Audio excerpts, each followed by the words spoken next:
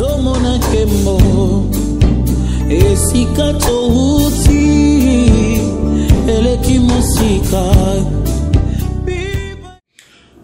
est le vrai sens d'un homme inféminé? Je vais le dire comme ça. C'est un homme qui se comporte comme une femme. En d'autres termes, c'est un homme qui est comme une femme, c'est comme un homo. Vous comprenez? Donc, voilà, bien-aimé, grâce me l'a donné.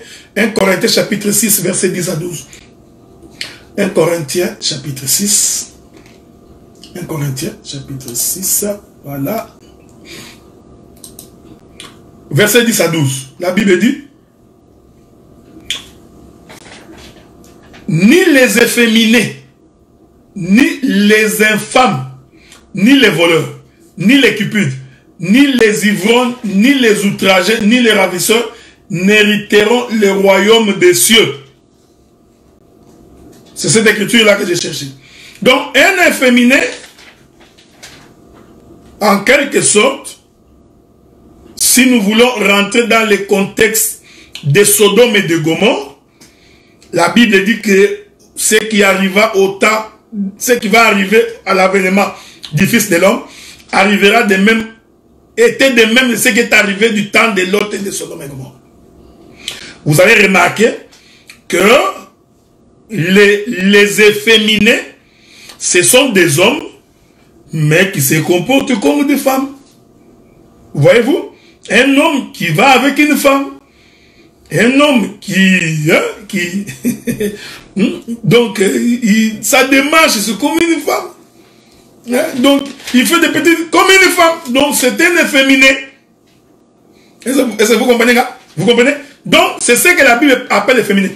Ici, il ne faut pas confondre ça avec l'amour qu'un homme a vers sa femme. Non. Il y a beaucoup de gens qui font des confusions entre quand un homme aime sa femme, on dit que c'est un efféminé. Non, ce n'est pas ça un efféminé. Est-ce que vous comprenez? Je pourrais encore entrer dans la profondeur. Voyez-vous? Donc, un efféminé, c'est aussi un homme qui n'a aucune capacité d'un homme.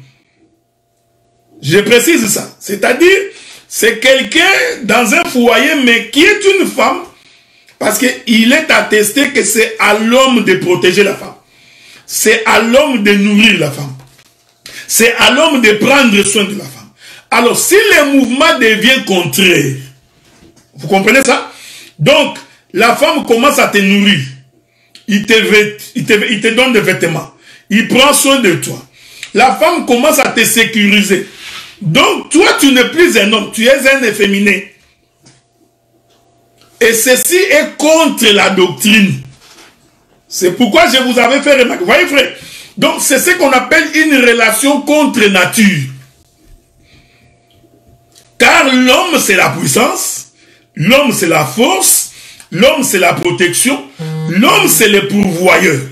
Maintenant, quand l'homme commence à se comporter comme une femme, c'est-à-dire, l'homme est en jupe, permettez l'expression, la femme est en pantalon. Je dis, permettez l'expression. Je ne voudrais pas dire que les pantalons, c'est l'habit de l'homme. Ce n'est pas ce que j'ai dit. Cela veut dire que cet homme devient un efféminé. Les hommes gigolos, donc l'homme qui vit derrière la femme, il vient dans la maison, on lui donne à manger, lui n'a pas donné l'argent. Il ne sait pas d'où provient l'argent, mais il mange quand même. Donc, à la longue, tu vas perdre ton autorité. Tu perdras ta puissance.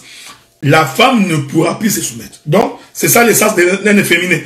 Mais ce n'est pas parce que tu aimes beaucoup ta femme, on dit que tu es efféminé. Non. D'ailleurs, j'ai toujours dit, l'homme a la mission de toujours écouter sa femme. Un homme qui n'écoute pas sa femme est très dangereux. L'homme doit toujours, je dis bien, je précise, je dis toujours, écouter sa femme. C'est très important. Pourquoi? Parce que le bien-aimé Paul dit, le mariage terrestre est un mystère par rapport à Christ et à l'église. Or, nous, l'église, en tant que femme, le Seigneur, comme le mari, a l'obligation de toujours nous écouter. Voyez, frère? Donc, l'homme doit avoir tendance toujours à écouter. Même si tu ne marcheras pas selon ce que dit ta femme, mais au moins l'écouter la tranquillise. Elle sait au moins que mon mari m'a écouté. Voyez-vous? Donc, c'est très important. Si les jours où le Seigneur permettra, lorsque nous parlerons du ministère, j'expliquerai aussi qu'un bon ministre qui a aussi une bonne femme, fille de Dieu, doit avoir tendance à l'écouter aussi. C'est très important, j'en parlerai au moment opportun. Donc, ceci est différent d'un homme qui aime sa femme. Quand on aime sa femme, on l'écoute. Ok? On prend soin d'elle. On s'occupe d'elle. On ne gronde pas sur la femme inutilement. C'est pas ça de l'autorité. L'autorité, ce n'est pas gronder. Il y a des hommes qui pensent que parce qu'ils grondent, c'est ça qu'être autorité, où ils ferment le visage. Non. L'autorité, c'est prendre soin de la femme. C'est ce qui fait l'autorité. C'est garantir à la femme le minimum, les logis, la nourriture, les vêtements, la sécurité. Il faut que la femme se sente en sécurité. C'est ça, l'autorité de l'homme. Donc, si l'homme perd cette autorité-là, l'homme devient un efféminé. Ok? Donc, cette autorité, ce n'est pas gronder la femme.